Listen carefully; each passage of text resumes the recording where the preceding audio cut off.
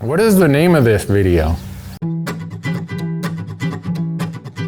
It's an AMA Financial advice for hunters. Okay. Financial advice for hunters. Oh, let's see. Pierre Leberge. Could you cover good manners and what is appropriate when borrowing equipment for a big hunt? Say trailers, coolers, tents, even rifles that may lower your costs but yet could destroy a good friendship. Boy, Pierre, you're onto something there. I loan out a lot of stuff. And if someone loans me something, fortunately at this point in my life I really don't need to borrow anything. I want it to go back to them better than when they gave it to me. If I borrowed, whatever it was, say a vehicle, that vehicle is going to be washed, the gas tank's going to be filled up, the windshield's going to be clean, it's going to be down at the car wash, and I would give it back to them as if they drove it off the lot. If I borrowed somebody's rifle, and I can say this because I've got rifles back that when they went out, they were super clean. They come back, they got scratches and dings, the bell on the scope has a big nick on it, and I look down the pipe and you'd swear that someone put butter and then pepper flakes down there. And they brought it back to me like that. There's mud in the action. It's like, really? Or the other thing that happens a lot of times is some guys say, oh, let's go in halvesies here and buy a wall tent or whatever. And one person's good at taking gear and one person treats it like they hate it. So it just is, it's a respect thing. If someone is polite enough and kind enough to loan you their gear, I don't care if it's backpack, if it's a rifle or whatever, give it back to them in a way that is even better than when you got it. And if you do by some accident break something or mess something up, pay to get it fixed. Don't say, whoops, sorry, that broke. Hopefully it's fixed when I come to borrow it next year. Because the odds are you aren't going to get to borrow it next year.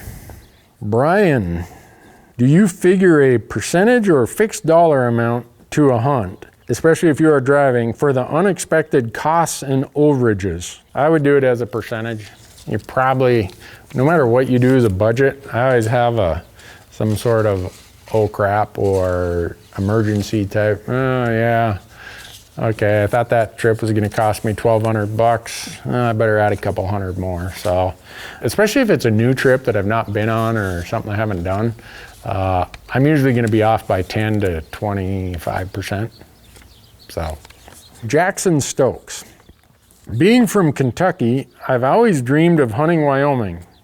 I like that. Is it worth spending money every year on points just to try to draw? Yes. Mainly looking at hunting mule deer or antelope to get my feet wet before I try for elk. It's a 28-hour drive for me from Kentucky, so I want the best opportunity possible. Yes, build points. An antelope point costs you $30, a deer point $40, and an elk point $50, I think. Plus a little transaction fee, and it'll be well worth it. What you get for your points in Wyoming is probably some of the best value out there. So yes, buy those points. Ben Nicholson, I feel like I should cash out my kids' 529 plans. A 529 plan is money you put in that grows tax deferred for college savings, and use that money for a couple sheep hunts. I mean, they can get student loans or go ROTC. My wife says this is a bad idea. Who's right? Your wife. I don't mean this in a bad way, Ben, but if you're thinking about cashing out a 529 to go on a sheep hunt, you might want to save some of that money for a divorce attorney not too long thereafter. All right, I don't know this person's name, but his handle is Ducks, Dogs, and Decoys. Should I be investing my money to pay for dream hunts pre-tax and take a penalty, or saving it and hoping the interest outweighs the penalty? No, because the only way you can do it pre-tax is through a qualified retirement plan. Qualified retirement plans are for just that, retirement. And you take it out early, you're going to incur these really big penalties? No. Save it over here in an investment account. Right now, capital gains rates are as low as they've ever been. May not stay that way, but Why would you put it in a tax-deferred account? When you pull it out, it's ordinary income, which is higher tax rates than capital gain, and you pay a penalty? No, never. Keep it in a taxable account over here, and when you cash it out and liquidate your funds, you'll pay your tax, but right now, capital gains tax are way lower than ordinary income, and you're not gonna pay a penalty. Eric says, okay, here's my scenario. I'm about to pay off my credit cards next month. Yes, credit cards are like the evil. It's the dark side. If you have credit cards, pay them off. Never, ever, ever put anything on a credit card that you can't pay off that month. I still have a personal loan of under $4,000. Here's my question. Should I pay my personal loan down quicker with additional payments, or take the dollars I was putting into my credit card into an investment such as a Roth IRA? I'd either like to buy some property or go on a moose hunt in a 10-year time frame. And I need to do something now. I'm 45 and definitely not getting younger. All right, you're 45, you need to get your credit cards paid off, you need to get this personal loan paid off, and you need to start saving for retirement. Once you have those would all fall over here in this non-discretionary things. In other words, things you have to do. You gotta get these done. And then you can start worrying about your moose hunt. And you'd be surprised how quickly you get these other things done before you start having to worry about these things. And once all this credit card, personal loan, all this other stuff is taken care of, once you get over here, your discretionary income is gonna be a lot higher and it'll happen a lot quicker. So, Timmy, what in your budget had to be Redline in order to build and maintain your hunting lifestyle? Oh, a lot of stuff. I can't afford a second home. I can't afford a timeshare. I don't have a membership at the country club. I don't have a membership at the gym. I don't buy new cars. The newest vehicle that we have personally is a 2012 Honda CR-V. The other one I drive as my daily vehicle is a 2006 Honda Pilot. I look at a lot of people in Bozeman here. I mean, the car dealerships, it's no wonder there aren't any cars in inventory. Everyone buys a new car every summer from what I can gather.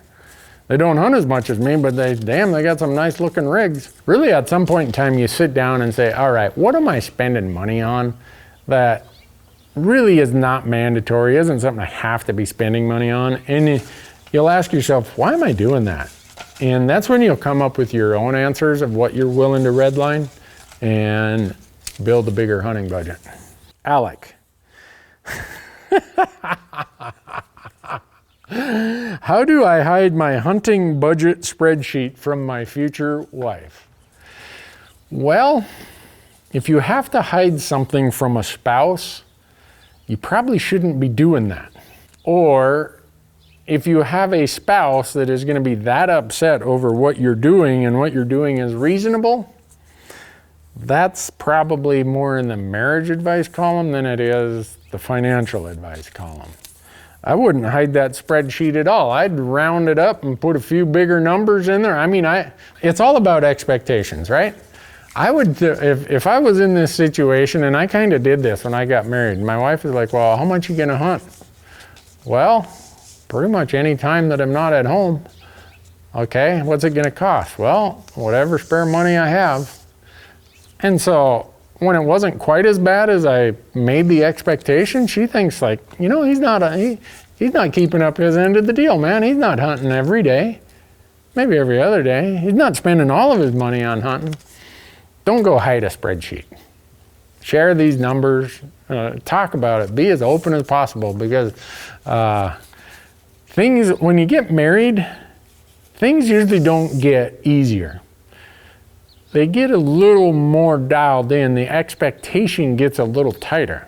So don't think, well, I'll hide it now, and then once we're married, he or she will have to say, oh, okay. No, it usually goes the other direction. So, Daniel, I really liked the videos you did where you explained how to apply for a handful of states with only $1,000. Huh.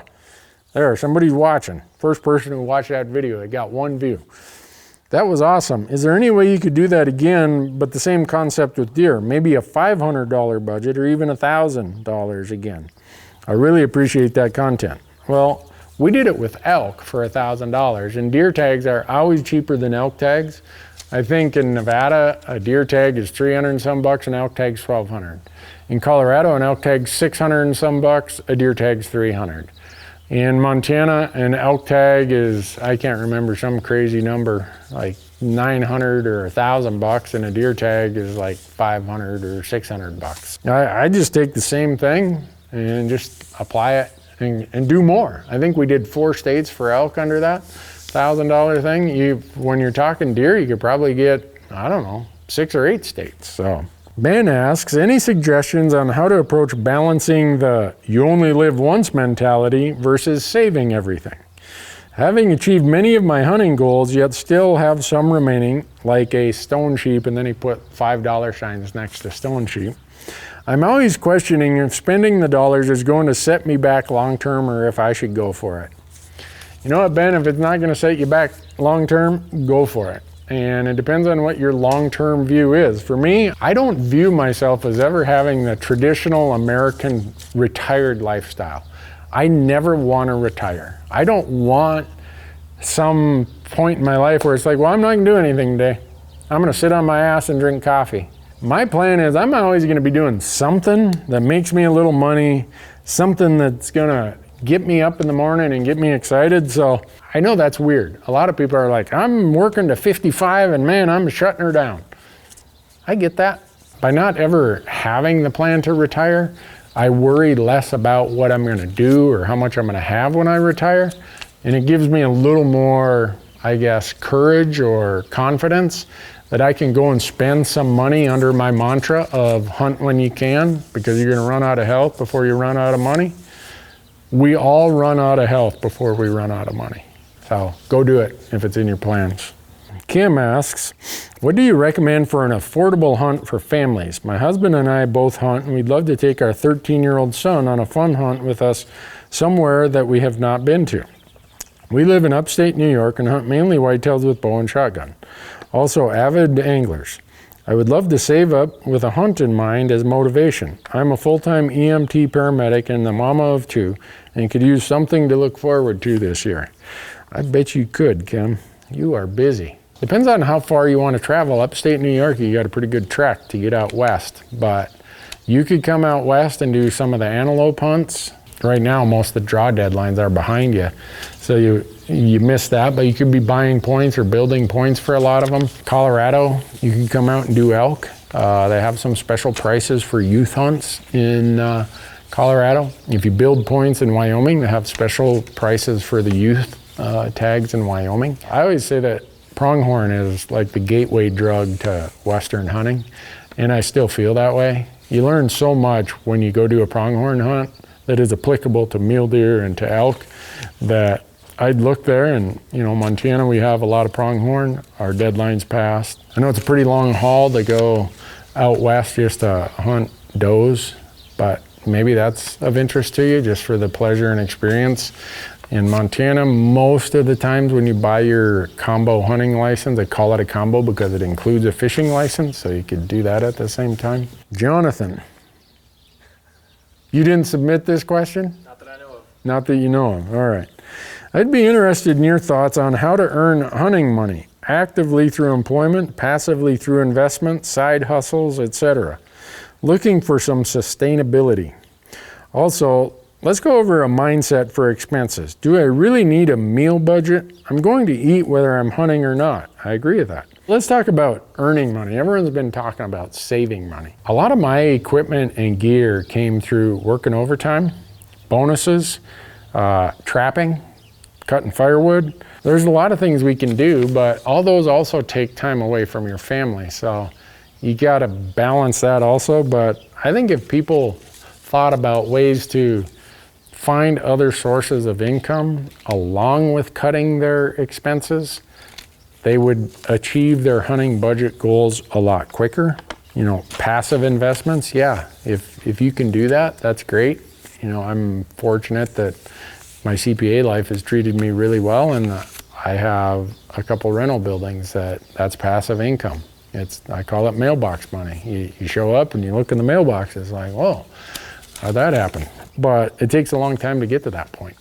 or it sure did for me. If your employer will let you work more overtime or give you some incentives or performance bonuses, you know, my wife and I always had some sort of arrangement of if I worked that extra time, what was fair between me and the household for my hunting budget and the household budget, because the household was putting up with me being gone and the time was gone, you know, that was our time, not just my time. So think about both the combination of where you can find more income.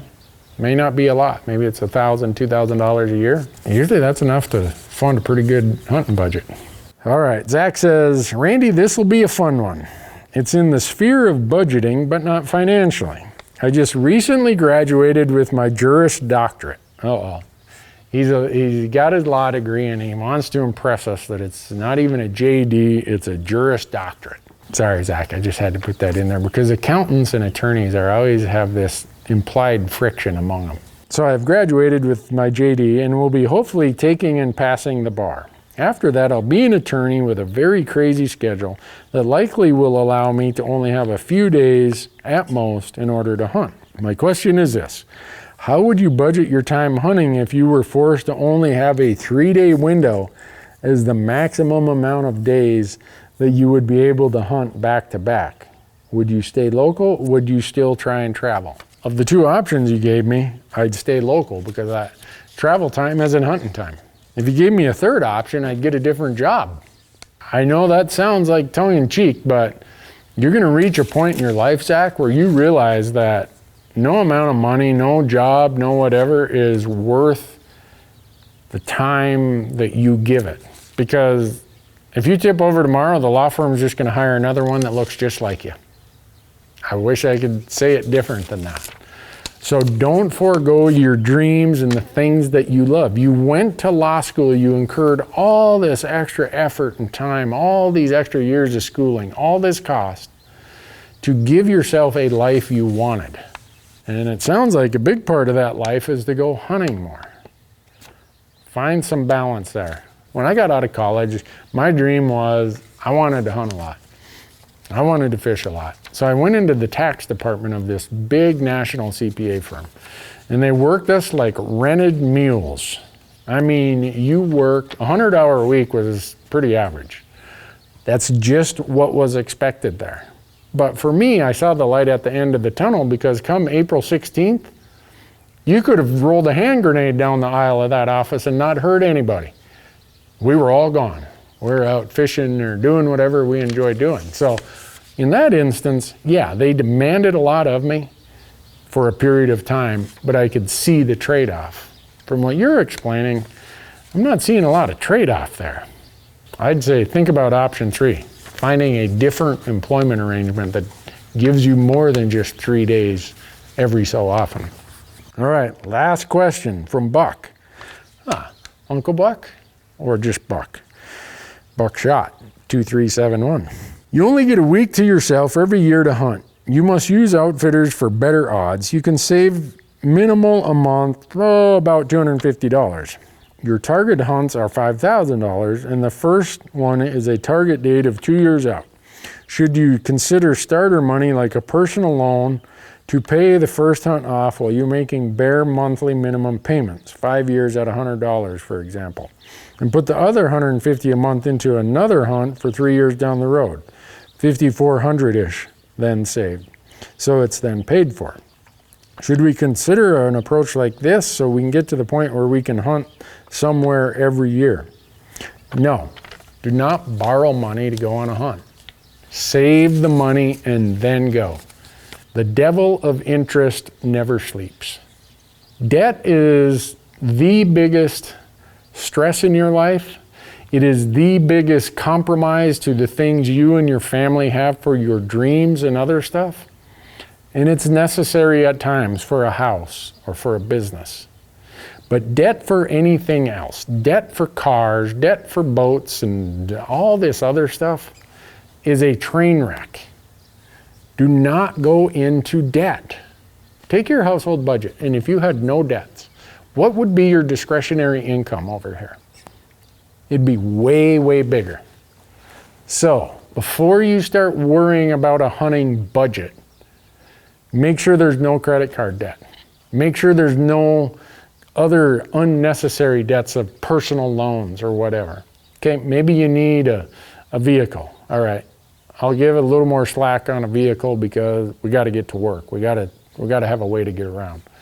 But don't be out buying new vehicles every 2 years or every, whatever. Pay them off, drive them, be saving, and make significant down payments or pay cash for the next one.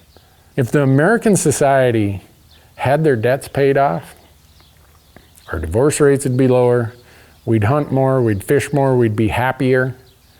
And you don't get there overnight. I get that. I was in debt for a long part of my life. My parents couldn't afford to pay for college, so I had to pay for all my own college. All right, I had some debt for that. I didn't have a vehicle until, this is a funny story. I got run over in Tempe, Arizona on my bicycle. That's all I had at age 20. I got mangled up in a car wreck. The lady run me over on my bicycle. My Uncle Larry said, I can't deal with this anymore. I showed up at work all patched up and walk in there, and he's like, where's your bike? I'm like, it's in the junk heap. He went and co-signed for a truck loan for me. So I had to end up going in debt for a vehicle. So I get that some of those things are there. My point is, have a plan to get rid of your debts and save money. I don't care if you put it in a savings account, if you put it under your mattress, if you put it in an investment account, I don't care, but pay yourself first. If you can, take 10% of your take-home pay as a payment towards you. Treat you and your savings and your rainy day as an expense. Treat it almost like your mortgage. And you'll be surprised how quickly you'll get ahead, and you'll get ahead, and you'll get ahead. And all these questions that we've been talking about here become pretty self-explanatory.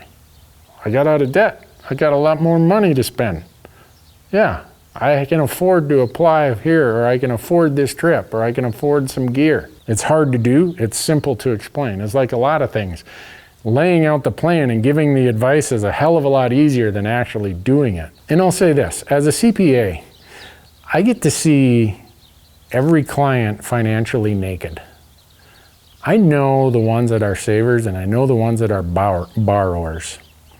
And you might think, man, my neighbor must really be killing it. Look at that, he's got a brand new boat, 3 cars, and went on vacation to Europe. A lot of those people with all that flash and pizzazz are in debt up past their ass, up to their eyeballs.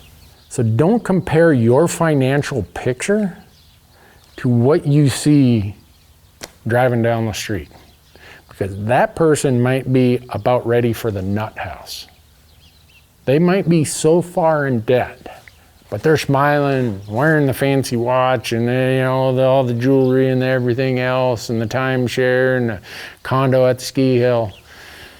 But they're on what I call the Great American Treadmill. All they're doing is running in place because everything is borrowed. They owe money on everything, and they're at this critical little tipping point that if one little hiccup happens, poof, they're going down. Don't be that person. Being in debt and spending frivolously means less fishing, less hunting, less good time with your family, and a lot more stress. It's that simple. And this advice, this whole video, this advice may not even be worth what you paid for it.